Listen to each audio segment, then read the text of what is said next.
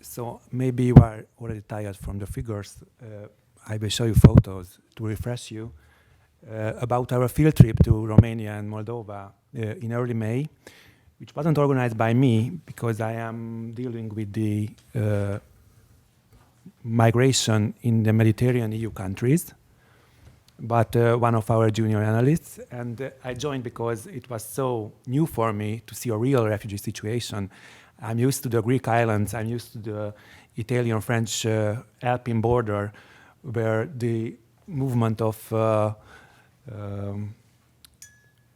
irregular migrants from other continents is a daily experience, but not a refugee crisis in a neighboring country. So that's why I joined my colleagues, and we visited two border crossing points in Romania and one reception center in Moldova.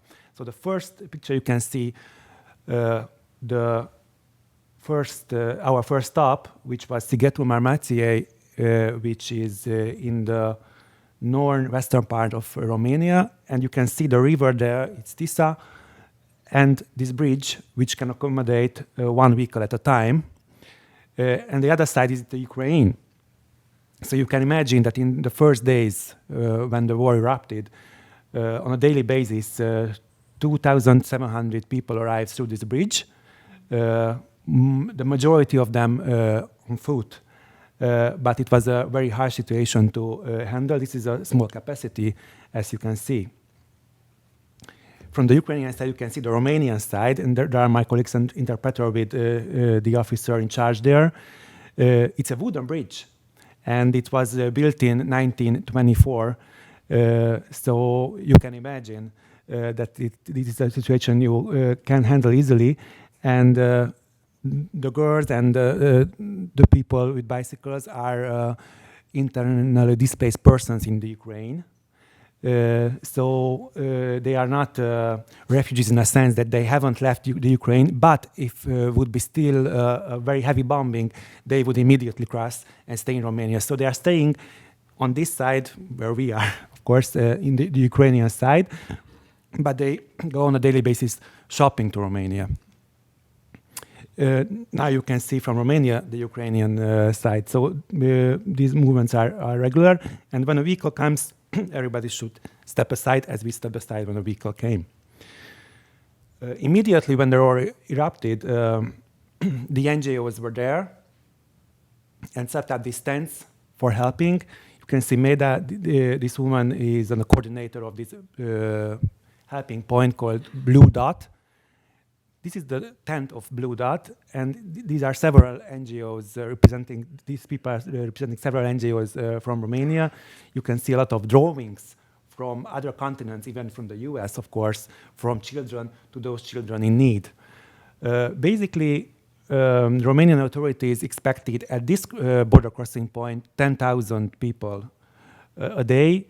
But this figure hasn't been reached since, so that's why I told you that most people were staying on the other side, are still staying on the other side, or just coming for shopping, for instance.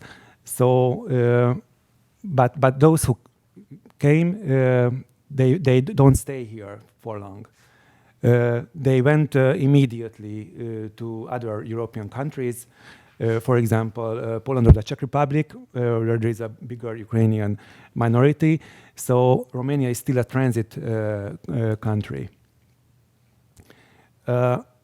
This is at the eastern part of Romania. It is a village called Sculeni, which is also a border crossing with Moldova. And this is a so-called helping point. It's near the main road. You can see on the right maybe a container with the flags. And this is a bus which departed from Moldova and went to Germany. And it was just a stopping point for them to have some refreshment.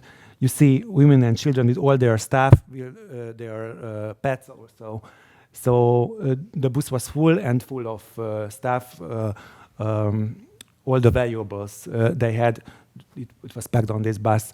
There they got some rest and some help, and they continued their journey to Western Europe. Sorry.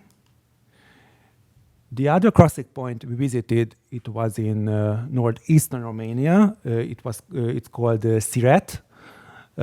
This is a much larger. As you see, there are 6 lanes. You see the officers, and behind them there are 6 lanes. One lane, when the war broke out, was made to for the traffic to the Ukraine. The other 5 from Ukraine. 3 lanes, I think, yeah, they were for women and children. 1 lane for students, and 1 for cars. So it was quite easy.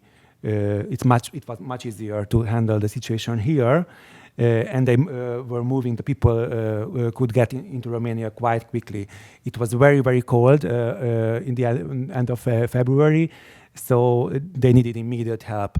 So for about 200 or 300 meters, even now, we have these tents. On the right side, we have tents for immediate medical assistance, for example. On the other side, there are all the volunteers. There are a lot of NGOs there. Till this day, they have counted 150 NGOs there in Siret, present there. But when we were there in May, there were 47 NGOs present, all of a kind.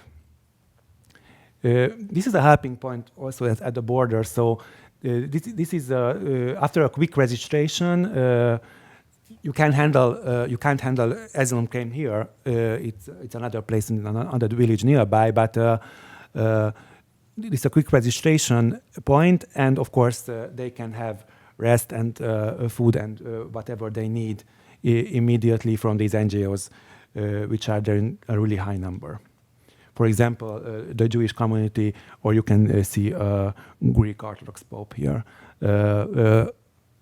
The churches, these religious communities were the first who were there on the day of 24th of February. So they were the first civilians to help.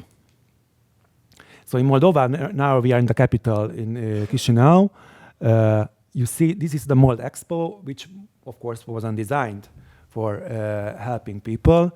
Mold Expo is an exhibition center with great halls, and this is one of them. You see, it's not really proper for this activity, but they turned to this great helping center. So Moldovans were immediately transferred this exhibition center for hosting refugees. Before it was a COVID helping point, by the way. So who are working there, they are not experts on this refugee issue. They are just dealing with commerce for like 20 years. So they had to change their mindset immediately and focus on helping people in need. Yeah, and you can see one of the places, this little playroom from children. I think they did a great job here. You can see the store where a lot of donations are placed, mostly blankets and little tons of food.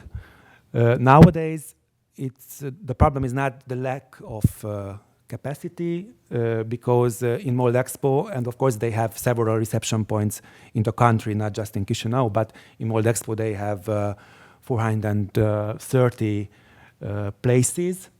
Now it is about 300 people there. Of course, the overwhelming majority are women and children whose husband or father is fighting against the Russian army at home. So there is this kind of fatigue that Moldovans also were very, very helpful and donated really, really a huge quantity blankets and stuff and clothes. For example, now the biggest issue in Moldexpo is that they don't have summer clothes because everybody came in winter clothing. In February it was very cold, but it's getting hotter and hotter, and they don't have enough of summer clothing. Of course, here also many NGOs are present. For example, this is SAMU, which is a medical assistance team, and these people came from Spain. They are doctors and other medical staff who are helping 24 hours a day. So they are staying there. International NGOs, international volunteers, of course, they stay for 2 weeks or 4 weeks, while Moldovan and Romanian NGOs who are helping, they are permanently there. So that's a difference. And my last pick, of course, is the picture of hope. I think everybody here in this room hopes for a better future and peace in the Ukraine. This was made in Sziget. Our first stop at the border crossing was with the gendarmerie, the local police, and the tent of Red Cross. After a short rain, you can see the rainbow. Thank you so much.